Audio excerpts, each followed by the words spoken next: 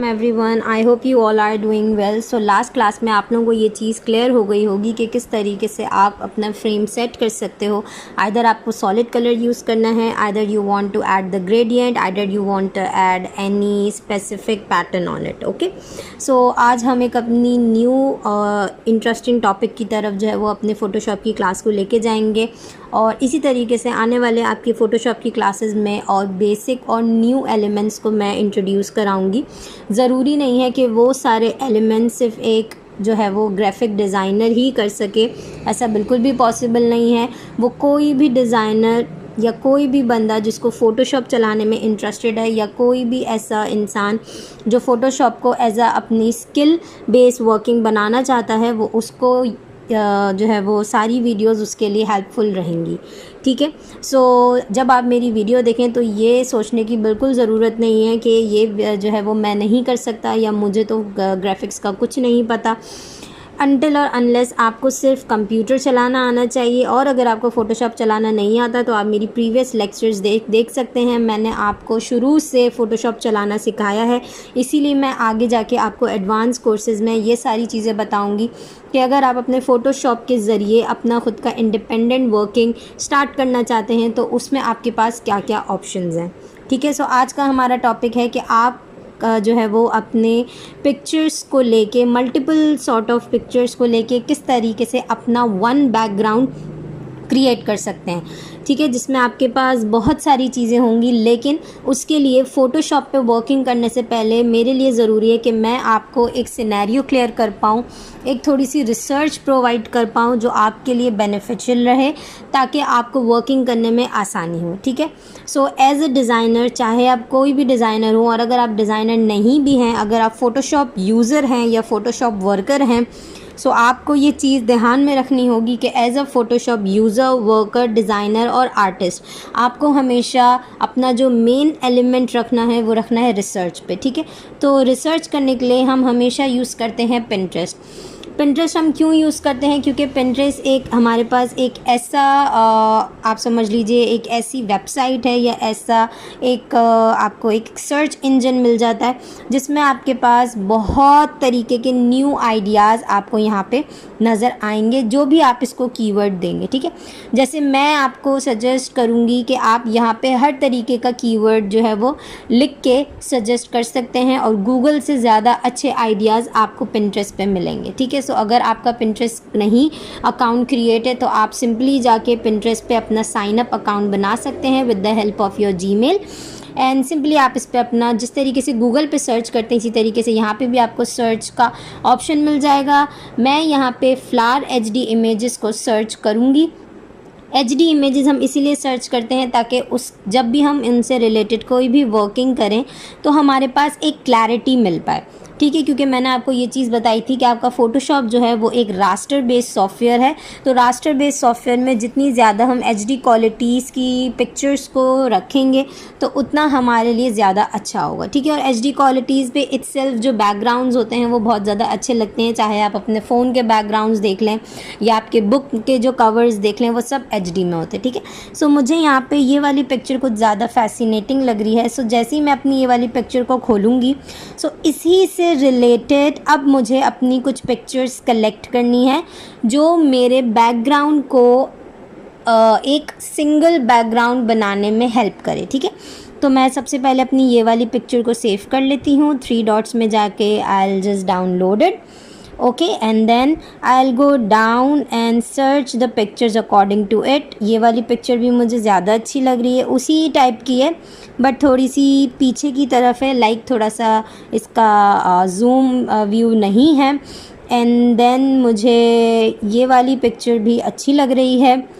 ठीक है, सो जितनी ज़्यादा आप रिसर्च करोगे उतना ज़्यादा आपके लिए बेनिफिशियल रहेगा। ठीक है, मुझे ये पर्ल पिक्चर भी अच्छी लग रही है। बेसिकली आप यहाँ पे देख रहे होंगे कि मैं जो भी पिक्चर डाउनलोड कर रही हूँ उसमें जो है वो सिमिलर फैमिली के कलर्स हैं।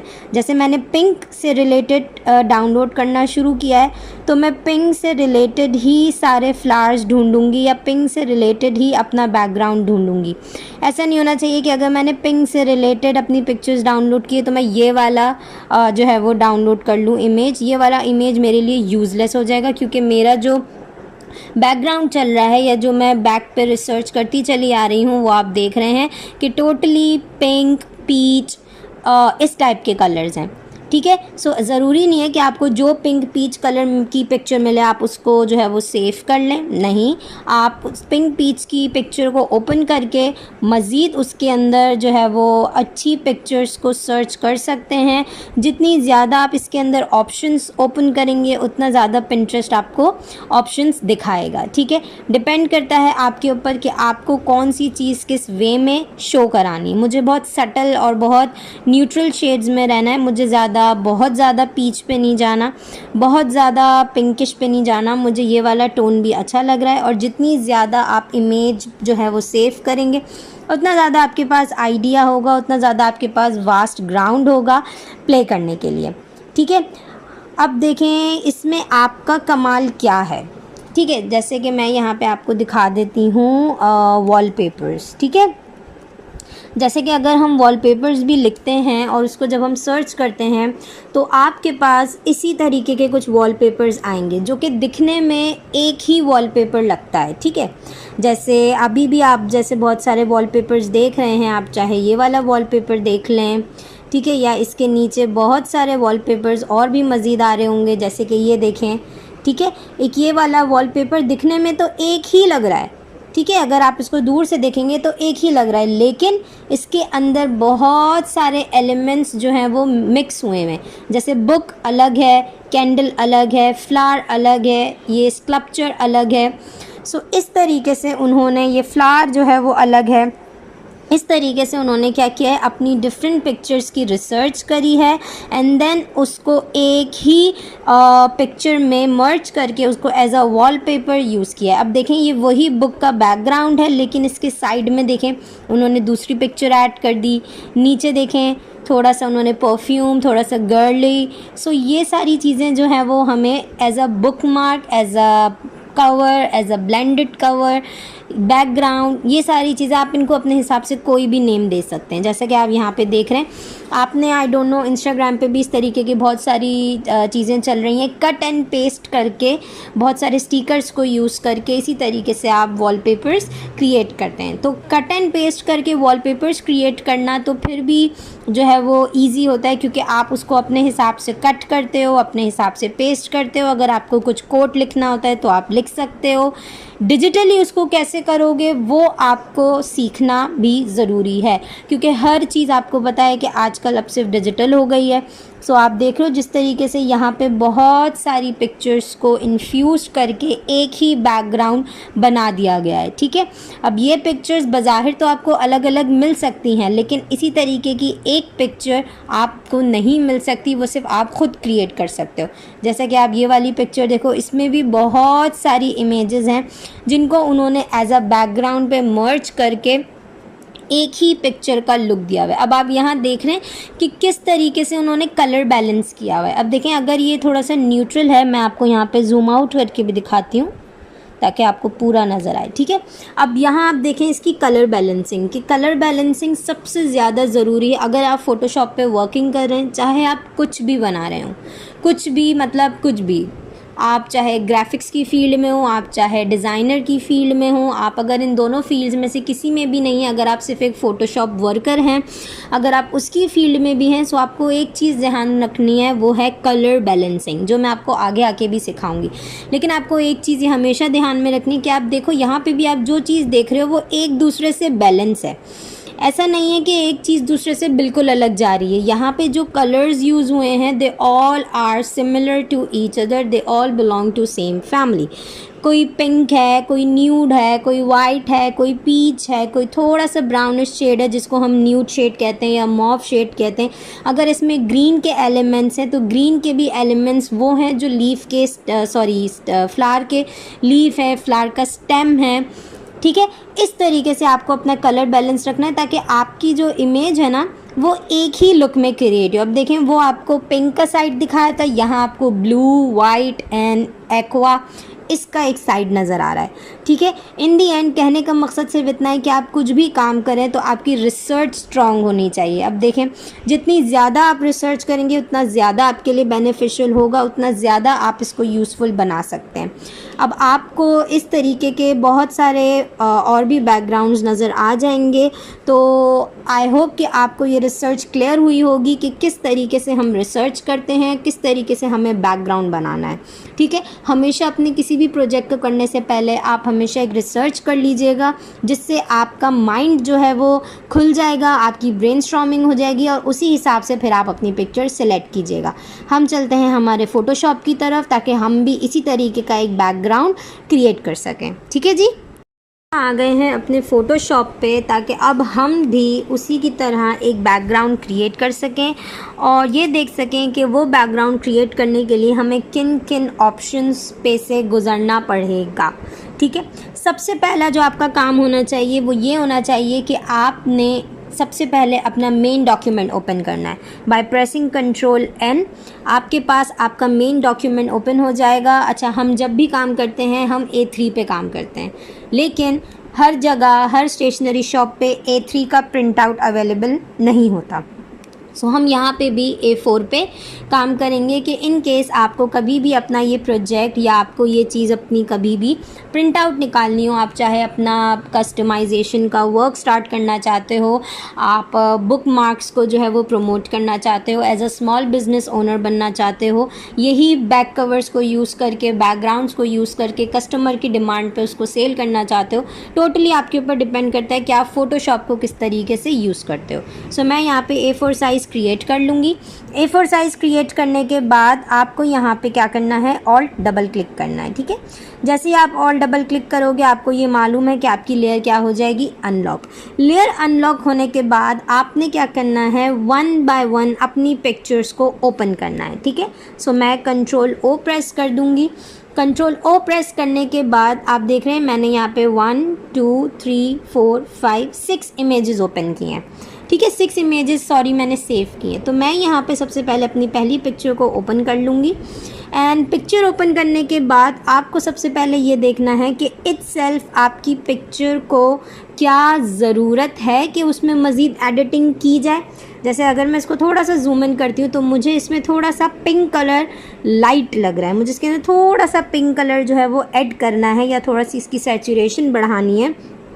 तो सिंपली मैं क्या करूँगी, सबसे पहले आप जो है वो क्या करना है, आपने अपनी बैकग्राउंड को अनलॉक करना है by pressing Alt double click and then you have to make a new layer, ताकि आप जो भी काम कर रहे हो वो आप न्यू लेयर पे बनाओ। अगर आप न्यू लेयर पे जैसे अगर आप लेवल्स बढ़ाना चाहते हो तो सिंपली आप कंट्रोल L प्रेस करोगे and I am really sorry कि आपकी लेयर जो है वो एम्प्टी है, इस वजह से वो सेलेक्ट नहीं कर पा रहा।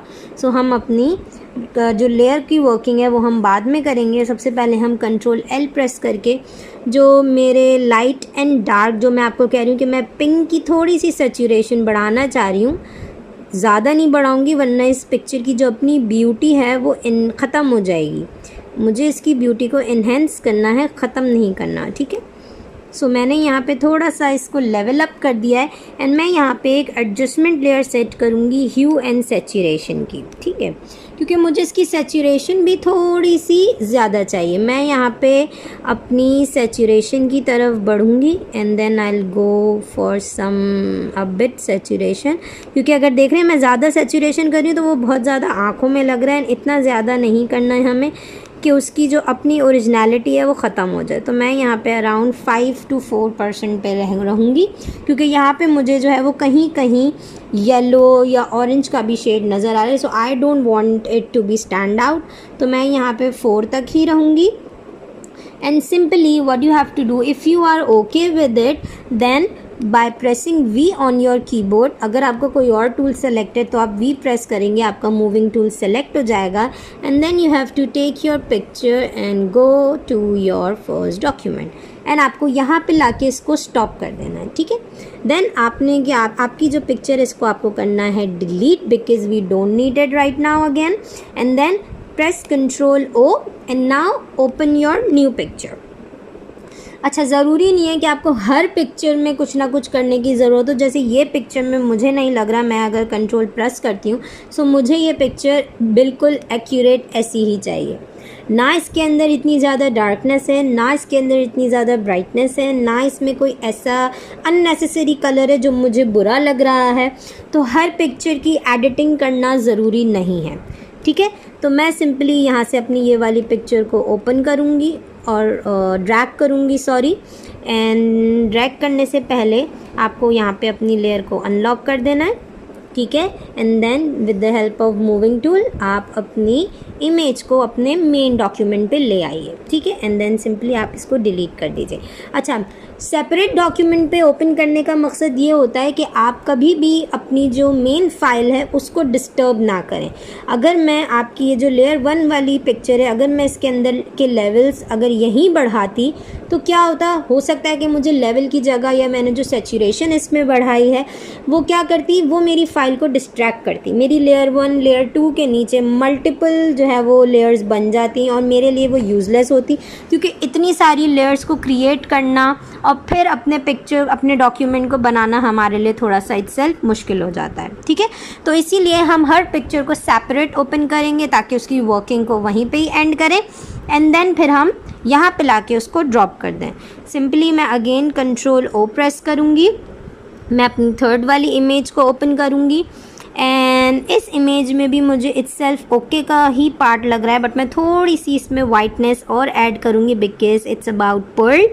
तो पर्ल की जहाँ बात आती है वहाँ तो हम लड़कियों को पता है कि हमें थोड़ी सी शाइन और ब्राइटनेस की तरफ जाना ही चाहिए।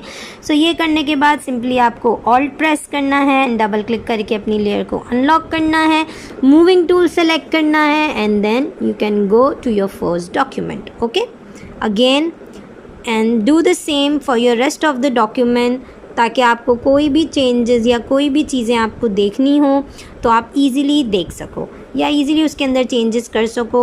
If you want to add the levels, if you want to add the hue and saturation, और if you want to add anything, but make sure कि आपकी कुछ भी करने से पहले आपकी लेयर अनलॉक होनी चाहिए।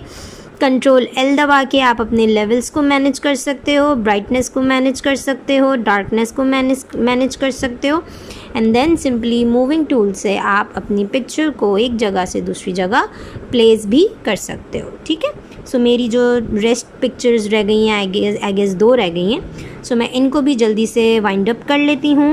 एंड मुझे इस वाली पिक्चर में इटसेल्फ कोई चेंजेस नहीं चाहिए क्योंकि इसके अंदर पिंक के ऑलरेडी बहुत सारे शेड्स हैं। तो अगर मैंने किसी एक शेड को भी ज़्यादा करने की या कम करने की कोशिश की तो मे बी पॉसिबल मेरी जो बाकी की जो कलर्स हैं वो या तो दब जाएंगे या तो बहुत ज़्यादा शार्प हो जाएंगे, जो कि मुझे बिल्कुल भी नहीं चाहिए। This is our last picture, and yes ये पिक्चर मेरी सबसे फेवरेट है क्योंकि ये पिक्चर में एक विंटेज लुक है, एक लाइफ है। सो मैं इसके थोड़े से कलर्स को और ज़्यादा इन्हेंस करूँगी, थोड़ा सा ब्लैक की तरफ लेके जाऊँगी ताकि इसकी ब्यूटी जो है वो और ज़्यादा इन्हेंस हो जाए, और थोड़ा सा वाइट भी करूँगी ताकि जो पिंकिश फ्लावर्स हैं, जो लाइट पिंक कलर है, वो भी थोड़ा सा इन्हेंस हो जाए, ठीक है। अब आपने जब सारी पिक्चर्स यहाँ पे रख ली, ये आपकी अभी की रिसर्च है, ठीक है, ये मेरी अभी की रिसर्च है जो आपको सामने यहाँ पे नज़र आ रही है।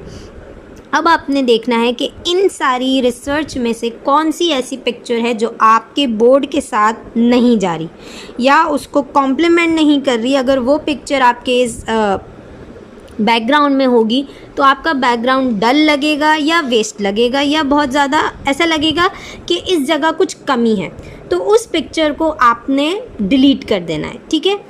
अपनी सारी पिक्चर्स को एक जगह ओपन करने के बाद सबसे पहले आपने जो अपने डॉक्यूमेंट्स थे उनको क्लोज़ करना है, एंड देन सारी पिक्चर्स को एक दफ़ा रीचेक करना है। ऐसा ना हो कि आप सारी वर्किंग कर लें एंड देन आपको फिर बाद में याद आए कि ओह ये पिक्चर तो इसके साथ मैच हो ही नहीं रही, ठीक है। सो मुझे ये जो सेकंड लास्ट पिक्चर है या जो हमारी फर्स्ट पिक्चर है जिसको हम कह लें, ये पिक्चर जो है वो मुझे इतनी ज़्यादा फैसिनेटिंग नहीं लग रही है इन सब के साथ। इटसेल्फ वो पिक्चर बहुत क्यूट है, बहुत प्यारी है, आप उसको यूज़ कर सकते हो, लेकिन मैंने जो कलर शेड्स ज़्यादातर चूज़ किए हैं या जो पिक्चर्स मुझे ज़्यादातर लगी हैं उन सब के हिसाब से ये वाली पिक्चर मुझे अच्छी नहीं लग रही, उनके साथ इसका कोई कॉम्बिनेशन नहीं जा रहा, ये दब रही है, ठीक है। सो मैं सिंपली इस पिक्चर को डिलीट कर दूँगी एंड देन मैं एक दफ़ा फिर नज़र डाल लूँगी कि कोई ऐसी पिक्चर तो नहीं। अगर कोई पिक्चर आपकी छोटी है आप उसको ट्रांसफॉर्म करके बड़ा भी कर सकते हो ताकि आपको क्लियरली पता चल जाए कि वो आपके बोर्ड के साथ या आपके बैकग्राउंड के साथ मर्ज करेगी या नहीं करेगी, ठीक है। अब मुझे लग रहा है इन सारी 5 पिक्चर्स को देख के मैं बिल्कुल श्योर हूँ कि अब अगर मैं अपना बैकग्राउंड क्रिएट करूँगी सो डेफिनेटली मेरा बैकग्राउंड जो है वो बहुत अच्छा लगेगा और एक सीमलेस बैकग्राउंड क्रिएट होगा, ठीक है। तो इस तरीके से आपको हमेशा अपनी हर रिसर्च को, चाहे आप एक पिक्चर की रिसर्च करो, 2 की करो, 4 की करो, 10 की करो, 15 की करो, आपको हमेशा इसी तरीके से अपनी पिक्चर को अलग अलग ओपन करना है, अपनी उसमें सेटिंग्स करनी है, चाहो जो भी किसी भी किस्म की सेटिंग्स, ब्राइटनेस, लेवल, ह्यू, सैचुरेशन, वो सब कुछ करने के बाद आपको उसको अपने ओरिजिनल टैब पे लेके आना है एंड उन सब को एक साथ सामने रख के देख लेना है कि कौन सी पिक्चर आपके बैकग्राउंड को कॉम्प्लीमेंट करेगी, कौन सी नहीं करेगी। उस हिसाब से फिर आपको अपना डिसीजन लेना है, ठीक है। अब हम चलते हैं हमारे बैकग्राउंड मेकिंग की तरफ। आई होप कि आपको ये चीज़ समझ आई होगी अभी तक, क्योंकि मैंने सबसे पहले अपनी रिसर्च वाला पार्ट इसीलिए दिखाया क्योंकि जब तक मैं आपको रिसर्च करना नहीं सिखाऊंगी तो आगे जाके आप कोई भी वर्किंग फ़ोटोशॉप पे नहीं कर पाओगे। तो सबसे मेन एलिमेंट जो था वो हमारा रिसर्च का ही था। अब रिसर्च आपने कर ली, पिक्चर्स आपने गैदर कर ली, पिक्चर्स की आपने एडिटिंग भी कर ली, पिक्चर्स को आपने सॉर्ट आउट भी कर लिया। अब हमारा मेन एलिमेंट शुरू होता है वर्किंग का। अब आपको क्या देखना है, सबसे पहले आपको इन सारी पिक्चर्स में से सबसे स्ट्रॉन्ग पिक्चर देखनी है। अकॉर्डिंग टू मी जो मेरी सबसे स्ट्रॉन्ग पिक्चर है वो है ये वाली, जो है कि मेरी लेयर नंबर 6, ठीक है। सो मैं यहाँ पे अपनी लेयर नंबर 6 को डबल टैप करके लिख दूँगी मेन इमेज, क्योंकि मैंने यही इमेज को देखते हुए अपनी सारी इमेजेस को सिलेक्ट किया है और इसी को देखते हुए मैंने अपना काम स्टार्ट करने का सोचा कि मैं अपना बैकग्राउंड इसका बनाऊंगी, ये कलर्स होंगे मेरे बैकग्राउंड पे, ठीक है। सो मेन इमेज को हम रखेंगे ड्रैग करके सबसे ऊपर, ठीक है, और बाकी की जो हमारी इमेजेस हैं उनकी आई हम क्लोज कर देंगे क्योंकि हमें सबसे पहले वर्किंग करनी है अपनी मेन इमेज पे। सो मेन इमेज पे जाके मैं प्रेस करूँगी Ctrl+T एंड मैं उसको थोड़ा सा जूम इन कर लूँगी। जूम इन करके ट्रांसफॉर्म करेंगे एंड क्योंकि ये हमारी मेन पिक्चर है सो आई वांटेड कि थोड़ा सा ये एनलार्जमेंट हो। Ctrl+T करके और मज़ीद इसको इनलार्ज करेंगे। इसकी सेटिंग देख लीजिएगा कि आपके चारों कॉर्नर से इक्वल होनी चाहिए, ठीक है। मैं आपको यहाँ पे बता भी देती हूँ कि मैं किस चीज़ की बात कर रही हूँ, ठीक है। हार्ड राउंड ब्रश सेलेक्ट कर लेते हैं। ये वाला आपका जो कॉर्नर है, साइज़ ब्रश का छोटा कर लेते हैं, ये वाला कॉर्नर आपका सही होना चाहिए, ये वाला कॉर्नर आपका सही होना चाहिए, ये वाला कॉर्नर आपका सही होना चाहिए, क्योंकि इस साइड के कॉर्नर की हमें कोई फ़िक्र नहीं है क्योंकि यहाँ पे हम मज़ीद और चीज़ें ऐड करेंगे, ठीक है। सो अपने कॉर्नर्स को आपने एक दफ़ा लाजमी देख लेना है कि आपके कॉर्नर्स सही हैं या नहीं, ठीक है। वो करने के बाद आपने अपनी दोबारा से सारी इमेजेस को खोल लेना है। अब आपने देखना है कि अब कौन सी पिक्चर है जो इसके साथ कॉम्प्लीमेंट करेगी। वैसे तो सारी पिक्चर्स अपने हिसाब से बहुत अच्छी हैं, लेकिन हमें 1 बाय 1 देखना है और 1 बाय 1 काम करना है, ठीक है। तो मुझे जो है बिल्कुल इसके बराबर में जो ये वाली लेयर है जिसको लेयर 2 का नाम दिया हुआ है, सो मैं यहाँ पर इसको नाम दूँगी इमेज 2, ठीक है, क्योंकि मेन इमेज तो मैं सिलेक्ट कर चुकी हूँ। तो अब मुझे जो वर्किंग करनी है वो इमेज 2 पे करनी है। तो मैं अपनी बाकी की लेयर्स का आई क्लोज करके अपनी इस वाली लेयर को नीचे लेके आऊँगी एंड देन मैं इसको थोड़ा सा ट्रांसफॉर्म करूँगी, ठीक है। अब मैं चाह रही हूँ कि मेरी जो ये वाली लेयर है वो मेरी मेन इमेज के बिल्कुल ऑपोजिट डायरेक्शन में हो ताकि मेरी जो पिक्चर की ब्यूटी है वो हर जगह से नज़र आए, ठीक है। आई टोटली अंडरस्टैंड कि बीच का स्पेस खाली है, ऊपर का स्पेस खाली है, नीचे का स्पेस खाली है। अभी आपको बिल्कुल फ़िक्र करने की ज़रूरत नहीं है, हम मज़ीद इस पर वर्किंग करेंगे और ये सारी ब्लैंक स्पेसेस भी हमारे फिल हो जाएंगे एंड देन मैं आपको एक मैजिक दिखाऊंगी जिससे आप अपना बैकग्राउंड बहुत ईजीली और बहुत स्मूथली क्रिएट कर सकते हो, ठीक है। फिर हम यहाँ पे अपनी तीनों और खोल लेते हैं। तीनों की आइज़ खोलने के बाद मैं यहाँ पे मुझे नज़र आ रही हैं 2 पिक्चर्स, ठीक है। तो एक पिक्चर मेरी ये है, ये जो मेरी 3 वाली पिक्चर है ये मेरी इसके पीछे जो है वो छुप गई है। तो मैं अपनी पिक्चर को बाहर ले आऊँगी and then I will again set my layer 2 picture, okay. And yes, and now I want my this picture should be at that corner जहाँ पे वो मौजूद है, बट थोड़ी सी enlargement में। क्यों? क्योंकि उसके अंदर itself इतने सारे flowers हैं कि अगर वो पिक्चर थोड़ी सी मतलब पीछे की तरफ होती है या कैसी होती है तो इतना ज़्यादा मुझे प्रॉब्लम नहीं करेगी वो पिक्चर, ठीक है। सो आप चाहो तो आप सिंपली शिफ्ट दबा के इसको थोड़ा सा एक्सपेंड कर सकते हो, क्योंकि फ्लावर्स हैं, ज़्यादा एक्सपेंड नहीं करेंगे हम क्योंकि बहुत ज़्यादा अजीब सा लुक देगा, बहुत ज़्यादा अनटाइडी और अनफिनिश आएगा, ठीक है। मैं फिर अपनी ये वाली इमेज भी ले आती हूँ सामने एंड देन मेरी लास्ट वाली जो इमेज है, ठीक है। लास्ट वाली इमेज को मैं चाह रही हूँ, पहले मेरी जो ये वाली इमेज है मैं चाह रही हूँ कि ये मेरी जो लेयर नंबर 2 है उसके ऊपर रहे इस तरीके से, ठीक है। जैसे ही आप अपनी किसी भी इमेज को किसी भी लेयर के ऊपर लाना चाहते हैं, आपको सिंपली अपने लेयर को ड्रैग करना है एंड ड्रॉप करना है। अब मैं चाह रही हूँ कि ये वाली पिक्चर मेरी मेन लेयर के ऊपर भी आए, लाइक दैट, ठीक है। सो मैं कंट्रोल T दबाऊँगी एंड इसको थोड़ा सा और ट्रांसफॉर्म करूँगी। ज़्यादा ट्रांसफॉर्म नहीं करेंगे, थोड़ा सा करेंगे and then I will put it over here somewhat at that area, ठीक है, and press enter. And then ये वाली जो मेरी लेयर है इस वाली लेयर को मैं ऊपर ही रखती हूँ क्योंकि ये इटसेल्फ मुझे ऐसे ही अच्छी लग रही है, ठीक है।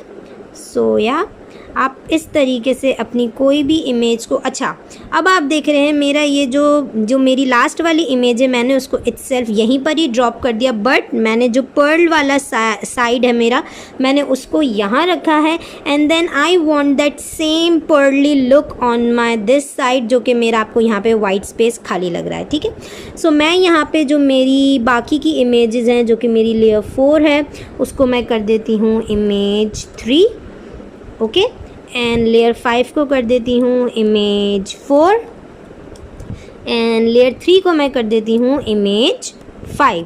मेरी जो इमेज 5 है मुझे उसकी एक और कॉपी लेनी होगी ताकि मैं उसका जो पर्ल साइड है वो मैं यहाँ पे सेट कर पाऊँ। सो मैं कंट्रोल J प्रेस करूँगी एंड देन मैं यही वाली इमेज को लेके जाऊँगी यहाँ पे, ठीक है, एंड इसको मैं ले जाऊंगी सबसे ऊपर ताकि वो ऊपर की तरफ नज़र आए। आपको बिल्कुल घबराने की ज़रूरत नहीं है कि ये तो बिल्कुल ही छुप गई या नीचे वाली जो मेन इमेज है वो तो बिल्कुल ही छुप गई, कोई नहीं छुपी, कोई अपनी लेयर कहीं भी नहीं छुपी।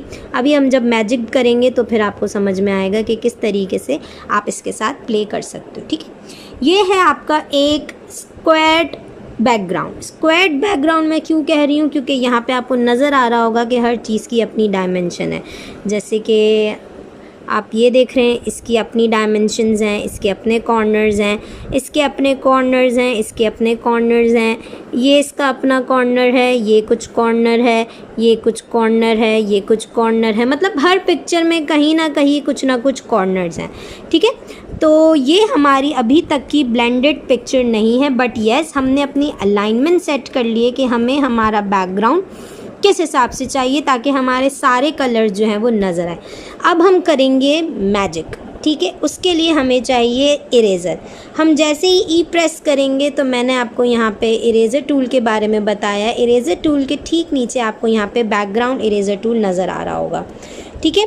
आपने बैकग्राउंड इरेज़र टूल को लेना है एंड देन आपने क्या करना है, अब आप देख रहे हैं मेरी इमेज 5 जो है वो लेयर सेलेक्ट हुई है। सो मैं यहाँ पे अपनी वर्किंग स्टार्ट करूँगी। जो मेरा एजी स्पेस है मैं उसको कैंसिल आउट करूँगी, ठीक है। अगर आपका ब्रश बहुत ज़्यादा बड़ा हो जाए देन आप अपने ब्रश के साइज़ को छोटा करें एंड देन सिर्फ जो उसके एजी इमेजेस हैं, जो एजी उसका लुक है, एज लुक है, आप उसको सेटल डाउन कर लें, ठीक है जी। इस तरीके से क्या होगा, आपकी इमेज जो है वो आपस में ब्लेंड हो जाएगी एंड आपका जो एक लुक है जो आप देना चाहते हो अपनी इमेज में वो इटसेल्फ आपको ब्लेंडेड मिलेगा और आप जो चीज़ छुपाना भी चाहते हो वो चीज़ आपकी छुप भी जाएगी। इस तरीके से आपको 1 बाय 1 अपनी लेयर सेलेक्ट करते जानी है and simply you have to erase the excessive corners. कोशिश यही करनी है कि आपके सिर्फ कॉर्नर्स इरेज हों, ये मत कीजिएगा कि पूरी पिक्चर ही इरेज कर दी, ठीक है। तो आप 1 बाय 1 अपनी लेयर्स को सिलेक्ट करते जाएंगे एंड देन सिर्फ एज वाले पार्ट को, ज़रूरी नहीं है कि आपका जिस जगह, अब देखिए मैंने इस जगह का एज रिमूव नहीं किया, क्यों? क्योंकि वो इतना मुझे नज़र ही नहीं आ रहा, ना कि मुझे उसकी ज़रूरत पड़ी। अगर मुझे ज़रूरत भी पड़ेगी तो इस तरीके की कुछ पड़ेगी कि बस एक लाइन हो, बहुत ज़्यादा ना हो, ठीक है। सो इस तरीके से आप अपना एक सिंपल सा जो आपका इमेज है आप उसको जो है वो बैकग्राउंड में कन्वर्ट कर सकते हो। सो हम यहाँ पे थोड़ी सी और क्लियरेंस कर लेते हैं एंड देन मैं मेरा जो यहाँ पे ये वाला पार्ट है मैं उसकी भी थोड़ी सी क्लियरेंस करूँगी, ठीक है। क्लियरेंस करने के बाद आपको कंट्रोल टी प्रेस करके थोड़ा सा इसको बिगर साइज़ में कर देना है ताकि आपकी जो ब्लेंडेड शेप है वो इक्वल आ सके। लास्ट वाली जो मेरी लेयर है मैं उसको भी जो है वो जो है वो इरेज करूँगी। मैं अपनी पर्ल वाली इमेज को नहीं, मैं दूसरी इमेज को इरेज करूँगी क्योंकि ऑलरेडी मेरी पर्ल वाली इमेज जो है वो उसके बैक साइड पे, ठीक है। अब आप देखें कि जो मैंने आपको पहले दिखाया था उसमें और इसमें कितना डिफरेंस है। ये आपकी टोटल एक जो है वो लेयर बिल्कुल बैकग्राउंड के साथ सेट हो चुकी है। हर पिक्चर इसके अंदर अपना रोल प्ले कर रही है, हर चीज़ एक दूसरे के साथ सिंक्रोनाइज है। कहीं भी आपको ये चीज़ नहीं लग रही होगी कि ओह ये तो इसके साथ बहुत डिफरेंट है, या ये तो इसके साथ जा ही नहीं रहा, या ये ऐसी चीज़ है जिससे नज़र नहीं हट रही। ये एक ऐसा बैकग्राउंड होता है कि जो आप कहीं भी यूज़ कर सकते हैं, चाहे आप अपने फ़ोन पे यूज़ करें, चाहे आप कस्टमाइज़ करें, आप अपने बुक्स पे यूज़ करें, कहीं भी यूज़ करके इसको लगा सकते हैं और इसके साथ बहुत सारे अच्छे अच्छे एलिमेंट्स भी क्रिएट कर सकते हैं। आई होप कि आपको आज की ये क्लास जो मैंने बताई है, जिसमें मैंने रिसर्च करना सिखाया है, जिसमें मैंने पिक्चर्स गैदर करना सिखाया है, थोड़ी सी कलर थ्योरी बताई है एंड आपको ये बताया है कि आप अपना सीमलेस बैकग्राउंड इमेज कैसे बना सकते हैं with the help of multiple background. I hope कि आपको ये समझ में आया होगा। मैं आपसे मिलती हूँ नेक्स्ट क्लास में, तब तक आप अपना बहुत ख्याल रखिएगा। टेक केयर, अल्लाह हाफ़िज़।